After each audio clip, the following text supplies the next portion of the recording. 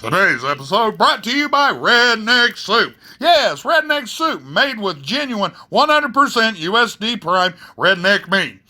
All of our rednecks are marinated in malt liquor and American snuff tobaccos. So if you're a cannibal looking for something different, pick yourself up a can of Redneck Soup. Brought to you by the good people at Cannibalicious Foods, where our motto is, why be patriotic when you can eat one? And now on to our show! Hey, Grandpa! What's for supper? Whew. Man, these ads are getting weirder and weirder every day. Whew. Good night. Hi, and welcome to Grandpa's Kitchen. I'm your host and country cousin, J-Bob. That's spelled J. Perry, B-O-B. Today, we're the only YouTube channel that's supported by 4 out of 5 Southern Baptists. We believe that 5th guy was a Methodist and didn't want to get caught publicly agreeing with the Baptists. Silly people. Well, we're back. Yeah, we were sick for a while, and I'll tell you what, that was a rough time, I'll tell you what. Yeah, I got sick, and poor Elmo, he got so sick. Good night, I didn't think one person could turn that many different shades of green. He had it coming out of both ends at the same time. P.U. That was rough. But at least he's back up feeling and looking a whole lot better. Well, okay, at least he's feeling better. Well, the minute anybody gets sick, Grandpa is going to hit for the head, so will Cletus. Shit, Grandpa said for a minute he heard us steadily. He said, I'm going to be close to my good old tonic. So he went and pitched a tent next to the whiskey stale. Please, that man looks for any excuse to do the Chug-a-lug. Yes, Grandpa. Cletus ran into the barn, but at least while he was in there, he put his time to good use. That's right. You see, he's got a thing from the neighbor's girls, the Olsen twins, you remember?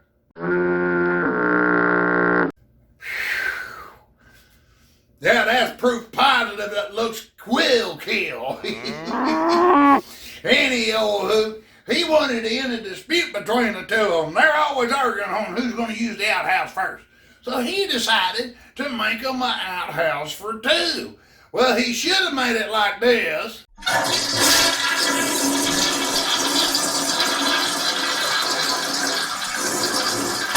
But he made it like this.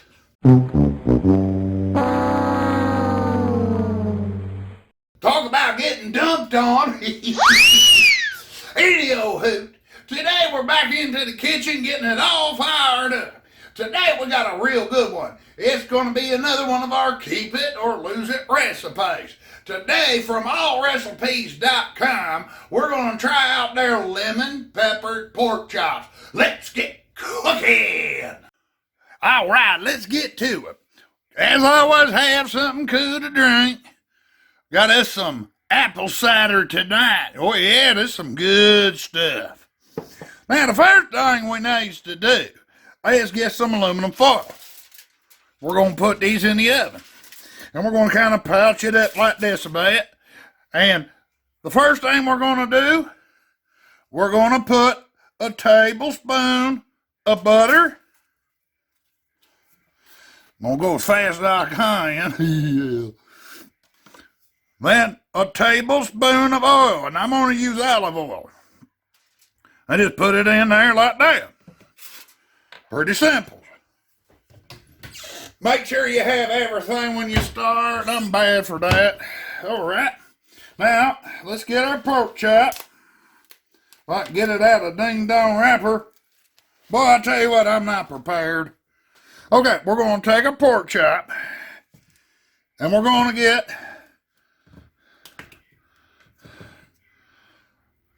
season all salt. We're just going to get a little bit on there, not a whole lot. That's good enough. Now this salt side, we're going to lay down and put right there on top of the oil and the butter. I'll tell you what, I'm disorganized as can be. I ain't got nothing ready. There it is. The next step that we're going to take our lemon pepper. Now, I'm going to get it real heavy And get a lot of lemon pepper on there. Oh, yeah. Because I've cooked with that stuff before, and I found out the more you add, the better off. Now, you may like it a little lighter. Me, we like it heavy. Heavy, heavy, heavy. That's good. Now, we're going to repeat everything. So we're going to put on another tablespoon of butter, another tablespoon of Earl,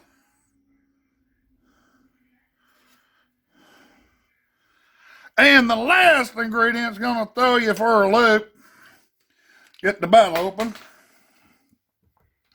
And we're going to put in a teaspoon of Worcestershire sauce. Kind of get it all over the place. Here we go. And then all you got to do, wrap it up. Get it as sealed as you can.